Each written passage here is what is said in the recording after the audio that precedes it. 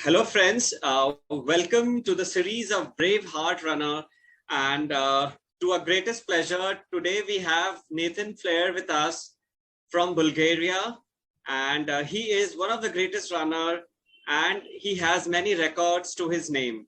So in this Brave Heart series, we have been talking to the Brave Heart runners, the runners who have taken great initiatives, have registered for races which a normal runner cannot think about or would have to practice a lot. So Nathan has been into running for long.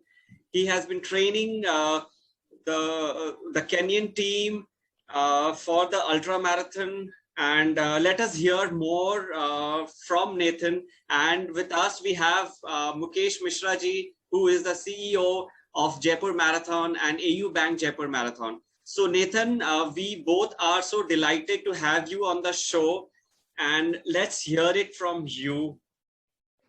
Hi, it's great to be here. Thanks for having me. It's an honor. Yeah, a little bit, I suppose, about my journey as a runner. I'm predominantly an ultra marathon runner.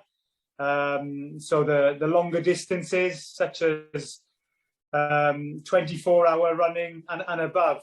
Yeah, so I've been running and training and working, as you mentioned there, with some Kenyan athletes to bring them also into ultra marathon running.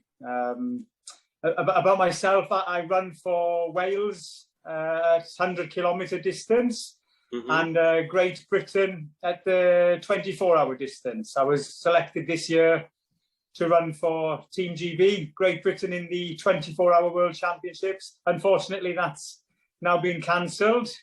Yes. Unfortunately, to the times we're in at the moment. But hopefully soon we'll be out of this and races will be all back to normal again. Oh, so that's great, Nathan. As you said that you've been preparing for the 100-kilometer race and the stadium runs, but unfortunately it's been cancelled. So other day I was just talking to one of the other runner.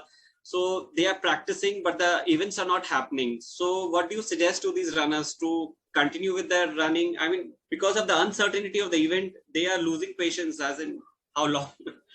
Yeah, well, yeah. It's so the athletes I coach. It's a constant.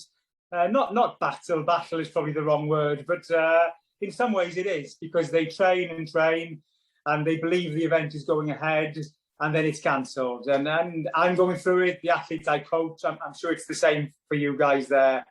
And what I will say is the training is never wasted. So we can always build if we can get ourselves into sub 3-hour or sub 4-hour. Mm-hmm. Sub 6-hour marathon shape, then just because the race doesn't go ahead, mm-hmm. that doesn't mean we haven't got ourselves into that shape. And then we build on that, you know. What I will say is where a lot of athletes go wrong, they will train for the event, they'll get themselves into 3-hour 30 marathon shape, the event gets cancelled, and they don't take the break they would have had the event gone ahead. They just keep training, keep pushing. But the training's done. So mentally, we still need to take the 1 to 2 weeks recovery time. And then we build again. But you're building from a stronger standpoint than you were before. So that's what I'd say, that the training is never wasted. But it's difficult if there aren't events in the calendar, sometimes to motivate ourselves to get out there, you know, and I think that's something we're all having to deal with. I think, you know, the reason, the motivation to get out there when there isn't a race. So it's just going back to, I suppose, enjoying running for what it is. You know, we don't necessarily run to race. We should be running because we love to run. Yes, very true. We enjoy very it, true. You know? Yeah. Very true, and you rightly said that the training never got wasted.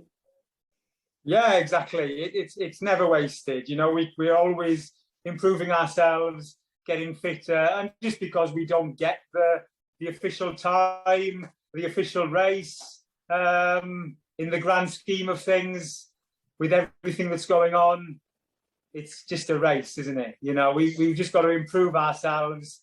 Yes. You know, it's so this is the that's all we right can time. do. So as I think you're trying to say that this is the right time to work on your improvement areas, and till the time we can improve on a pace or heart rate or timing, and you know, do injury-free training and all.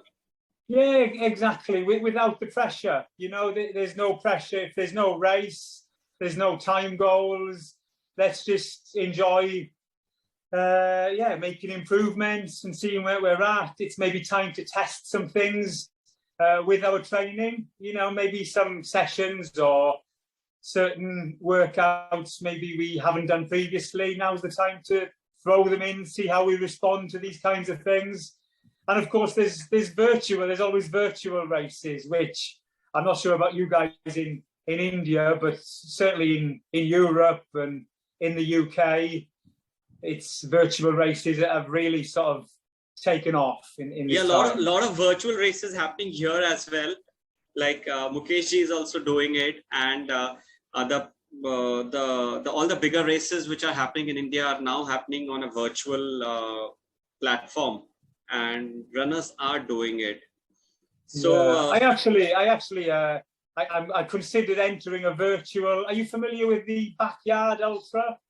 Yes, I've been following that thing, and it is happening in India also on a virtual level. Yeah, yes. There's one in a couple of weeks. It's an Indian company that's organising it. I saw it and I nearly entered, but yeah, that's a company in India. Some race organisers that are doing a virtual Backyard Ultra. So it's a very interesting format. This is the time to explore new things and creating some new things, because we can't go all together on a single place. So virtual is the mean. Through that we can connect and connected through the running also and the runners also. Exactly. You know, it's something that's seems to be helping a lot of people, and just keep that motivation going. You know, so yeah, it's great. And actually, I think the virtual races potentially are here to stay as well. Maybe Mukesh, I don't know. Would you consider when the events are back, and would you consider carrying on with the virtual version of the? I think it will be the extended version, extended part of the main marathon. Yeah, virtual races break the geographical boundaries, and a lot of people across the globe get connected. They can run at the cities wherever they are. So that's a good format. Nathan, this Braveheart series, we are here to celebrate the birthday of a great runner, Shivnath Singh ji. His birthday is on 11th of July.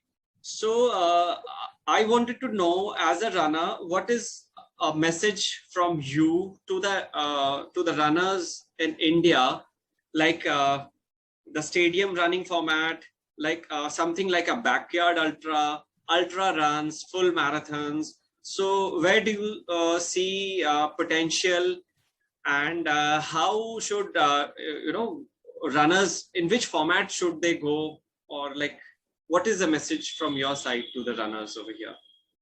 Yeah, I think you should just go with what you enjoy. You know, what you really love, and that might be a fast hard 5K, or even a faster hard 800 meters, right up to marathon and ultra distance. You know, it's we're all individual, aren't we? And we should just do what we enjoy. Again, these times that we're in at the moment is teaching us all that we should just do what we love, and if we don't particularly enjoy hard 5K running, then let's go and do perhaps a stadium run or a marathon, you know. And so my message would be just get out there, do what you enjoy, and maybe test your limits a little bit, you know, push the boundaries slightly and see how far you can go. And Nathan, what motivates you to keep going and, you know, picking up such races which are challenging and which requires a lot of endurance and you enjoy doing it, and we are like watching. Oh, we just think about it, and you're doing it. So, what keeps you moving? What keeps you enjoy such races? Yeah, so do you mean during the race? Yeah, what keeps me running? Yeah, it's a difficult question, and I wish I could bottle the answer, and sell it, because maybe because I really couldn't tell you, and to tell you that it always goes right for me would be a lie, because quite often those negative emotions, thoughts do get the best of me, and I don't have the great race. But of course, you try and battle that all the time, and yeah, to keep going. It's something that I'm constantly working on, to be honest. The mental game, if you like, of these longer runs. And actually, my longest run was the 24-hour race just before I met you guys in India. Yes, it's been a year and a half, nearly 2 years since I had a really long race because of this pandemic and races being cancelled. So yeah, my last one went really well, but I'm still constantly working on trying to make sure that I can always get the best out of myself and keep going in these races. So one thing I want to ask you, that which run you feel that toughest for you? Sorry, say that again. The toughest run. Toughest ultra run for you. Yeah. So the hardest, actually. So there's a couple. There's a race here in Bulgaria where I live, which is only 60 kilometers, but it's in the mountains. It's awful terrain. God, it's ridiculous. I said only 60 kilometers, like it's nothing. But of course, 60 kilometers is still a long way. But that race is tough. It's brutal. You're rock climbing for a lot of it, and just not my kind of run at all. So that's probably one of the toughest I've done. People say that the Spartathlon race, if you're familiar with it, that's a race in Greece, in Europe, which runs from Athens to Sparta. It's 250 kilometers, and there's a cut-off every 5K. Every 5 kilometers is a cut-off. So you're continuously, relentlessly pushing for 250 kilometers. And it's quite hot. And they say that's one of the toughest races in the world, but it's very runnable. It's on roads. So it plays to my strengths, if you like, whereas something maybe that's more rock climbing and in the mountains isn't so great for me. So Nathan, like the Kenyans are doing really good. I mean, they are the pioneer, the leaders in the full marathon, and you've been training a team of them for ultra marathons. So so they are gonna rock in that as well. So what gives them an upper edge from the rest of the world, that it seems as if they are just born to run? Yeah, I think you've hit the nail on the head. They are just born to run. I think so. Running is everything to them, like everything, and it's unfortunate. You ask them why they run, and they'll tell you for money. And initially I was taken aback by this, and I was quite disappointed, if you like. I thought, you're in the hills of Kenya, the mecca of distance running, and the reason they run is for the money. It didn't quite sit right with me initially, until you think about it and you think, no, well, when they say they run for money, it's so that they can eat. It's not so that they can become rich.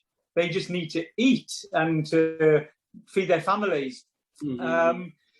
So yeah, it's in terms of ultra running at the moment, there's no money in ultra marathon running. It's just not there. And the major marathons, they can have good paydays, and even some of the lesser marathons in Europe, they could run like a Eindhoven marathon or Amsterdam, a Dutch marathon, they could take home $10,000, and they're set for life. Literally, that's it. They can retire.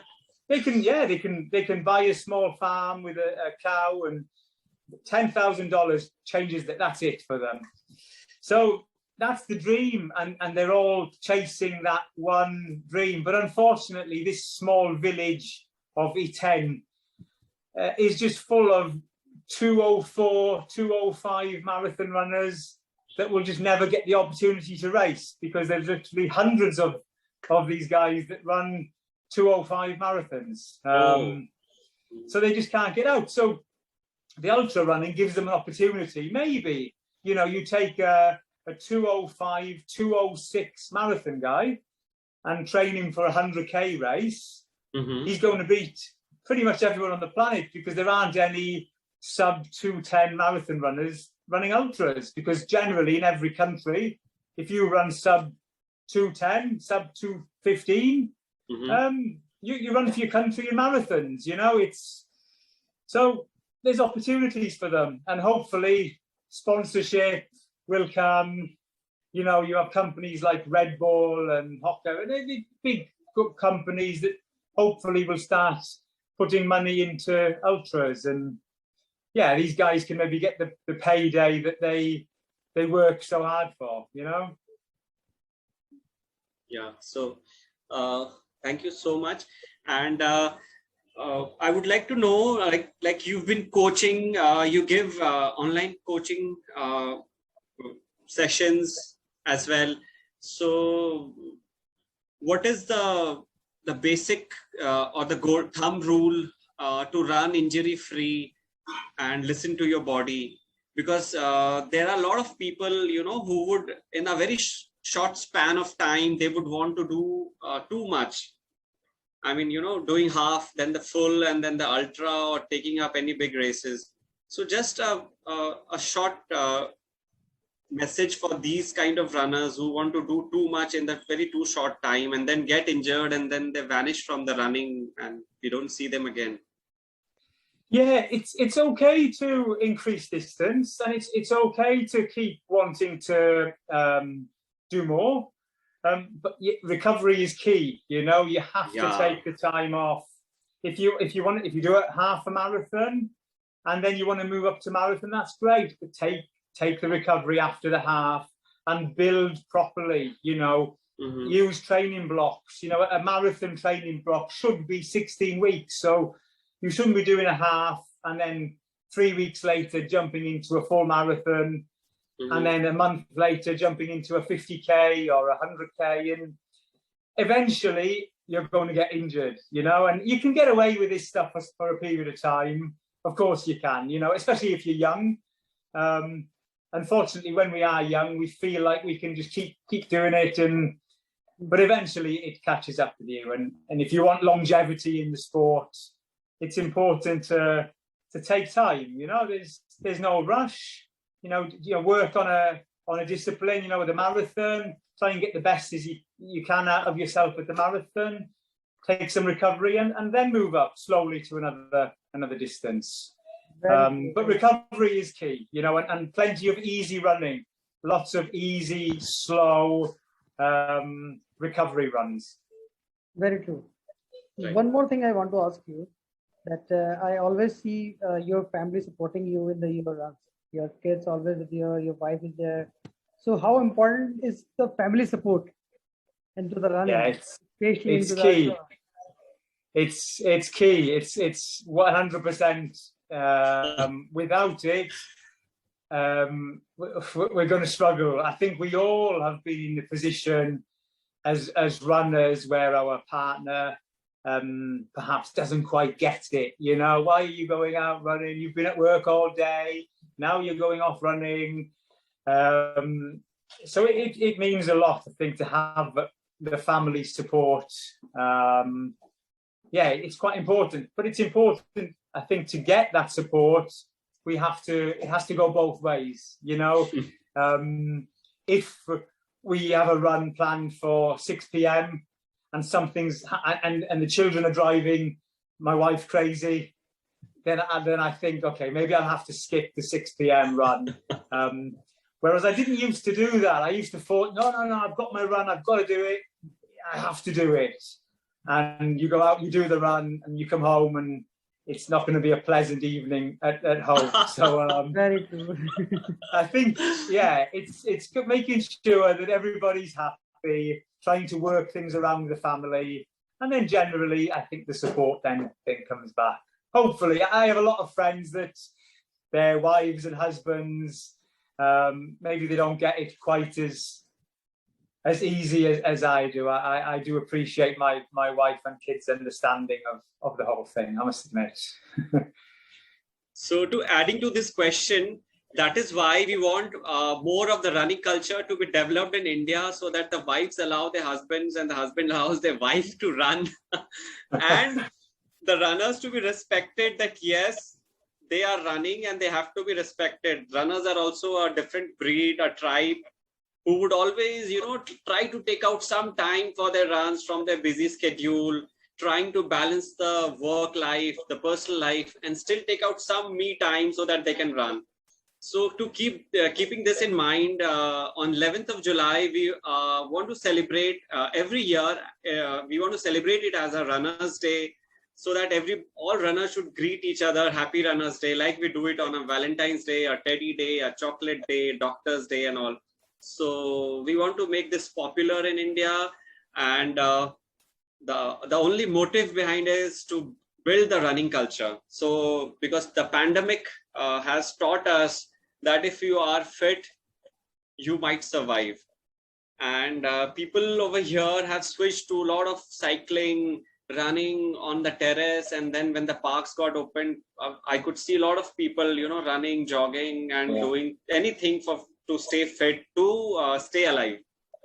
Yeah. So what we would like to know, what is the message for you, an appeal from your side to all the runners of India to keep running, to help non-runners, to motivate them, to bring them into the running stream and run as much as they can, as much as their body allows, as much as they enjoy.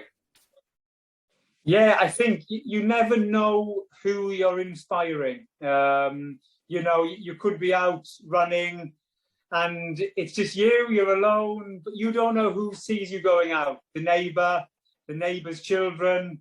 There he is, he's running again. And you just never know who you're inspiring. And I think as runners, every single one of us is inspiring somebody else. And very true. As you said, then this stuff, it's running, it's only running, but it is saving lives. You can't get away from it. It's making us fitter, stronger, healthier, and that's going to extend our lives. And as you said, I would like to think that due to my health, that I'm going to get through this pandemic and I'm going to be okay, because I run, I'm all right. I'm strong enough to. Very true.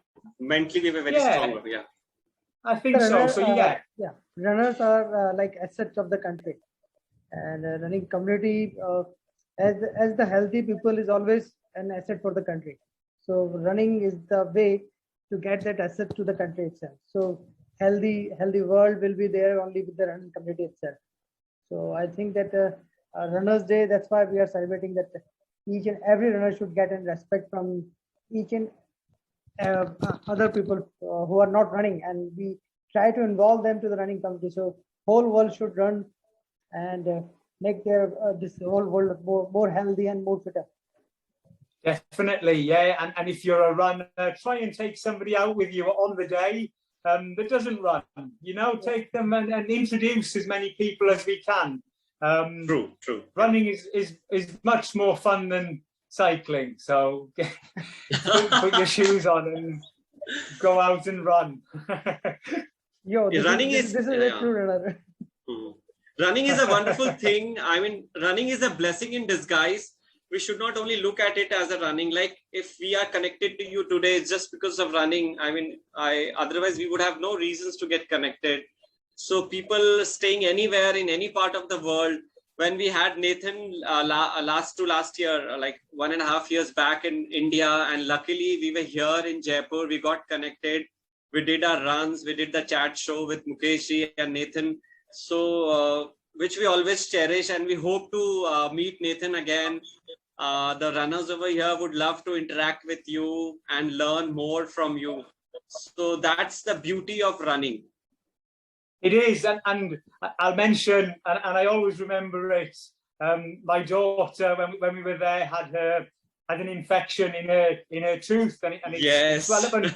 We're traveling, you know, British family in India with our backpacks, and we're like, oh no, this is quite a worrying time now. You know, our daughter has an infection.